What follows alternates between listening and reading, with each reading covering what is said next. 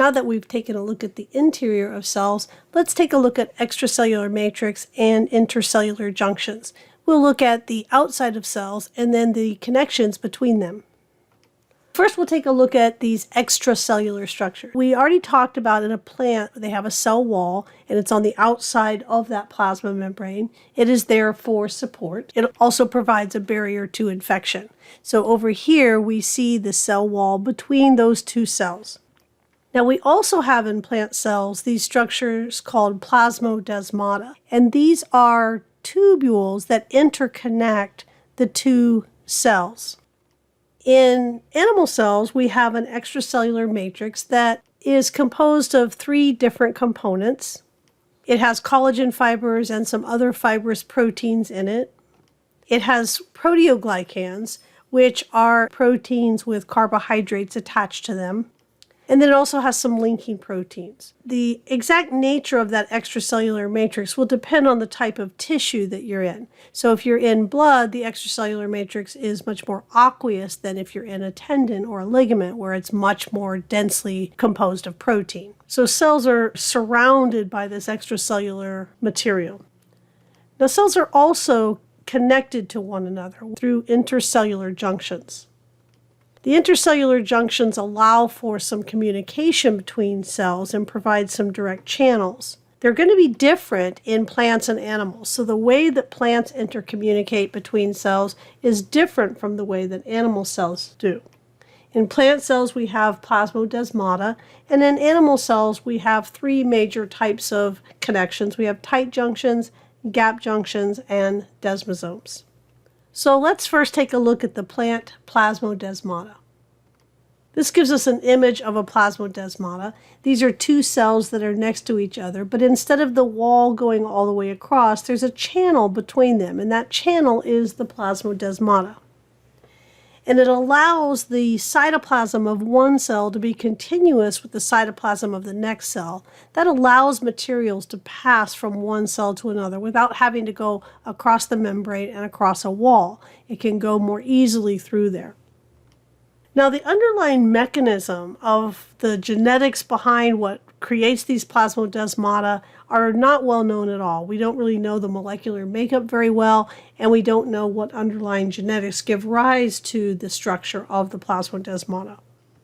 Here we see a better image in a TEM. We can see these 2 cells being linked with these channels going across, allowing that flow of material from one cell to another. Now let's take a look at the junctions in animal cells.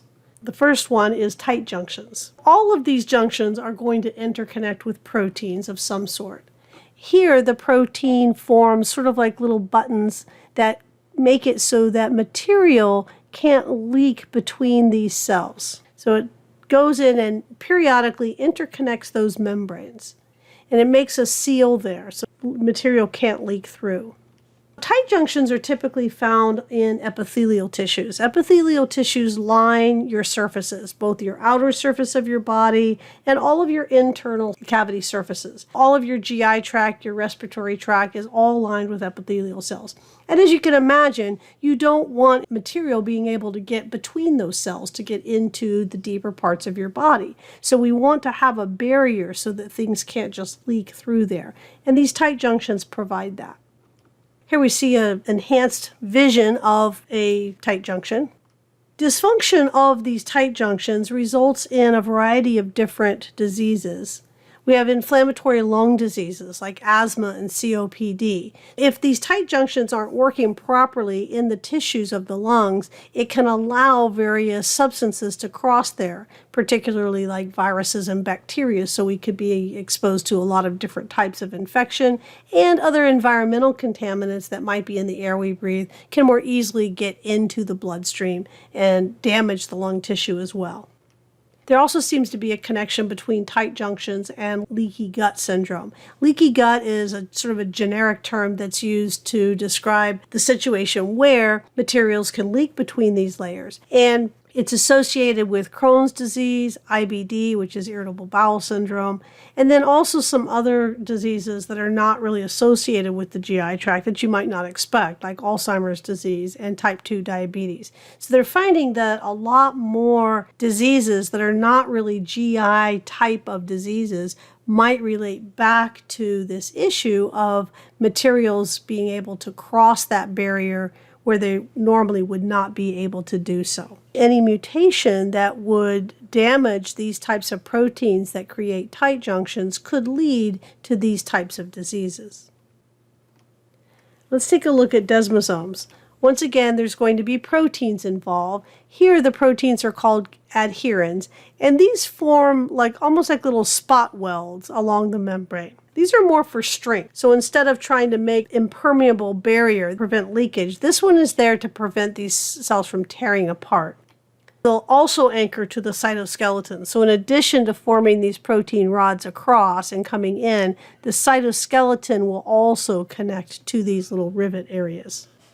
And these typically will be found in cells that are forming layers that tend to stretch, and it keeps them from pulling apart when this tissue has to stretch. Once again, epithelial cells lining our trachea, our lungs, our GI tract, those tend to have to stretch when those organs change their shape. And cardiac muscle cells obviously have a lot of stretch going on. And so we see a lot of these desmosomes there so that when the heart does beat, those cells don't tear apart. Here we can see an enhanced picture of a desmosome with all of those interlocking proteins. So some of the functions here clearly are to provide strength. During embryological development, the cell has to receive signals to identify what is the proper patterning. Morphogenesis means essentially generate the form of the embryo, and that type of patterning and morphogenesis is influenced by the desmosomes. Dysfunction in desmosomes can result in a variety of different skin conditions. As you can imagine, the skin doesn't hold together very well. Here we see some skin conditions that are associated with misfunction of desmosomes. We also see that dysfunction of desmosomes can result in heart disease, various types of arrhythmias, and DCM.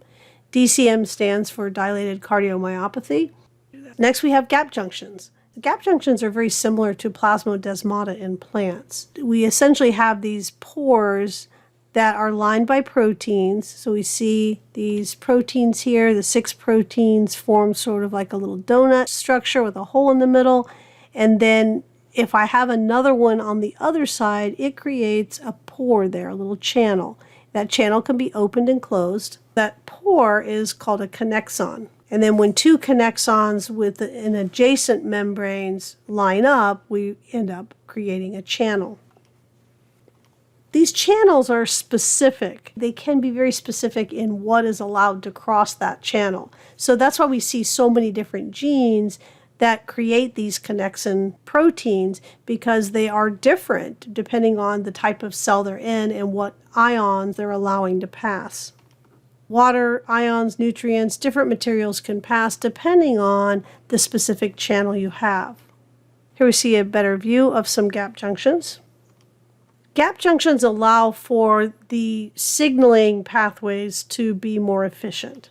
So when we look at, say, cardiac muscle cells and some nerve cells, their function is very reliant on their ability to transfer signals quickly and synchronously. So we have to be able to synchronize the activity. So when your cardiac muscle beats, it has to beat in a rhythm. They can't just be beating out of sync with one another. That synchronicity is very important. And so what this allows is the signal to quickly go from one cell straight into the next cell without having to stop at a membrane. If we look at some dysfunction of gap junctions, if there's an excessive activity in nerve cells, it actually may be correlated with seizures. Gap junctions also function in normal cell growth and to suppress tumors.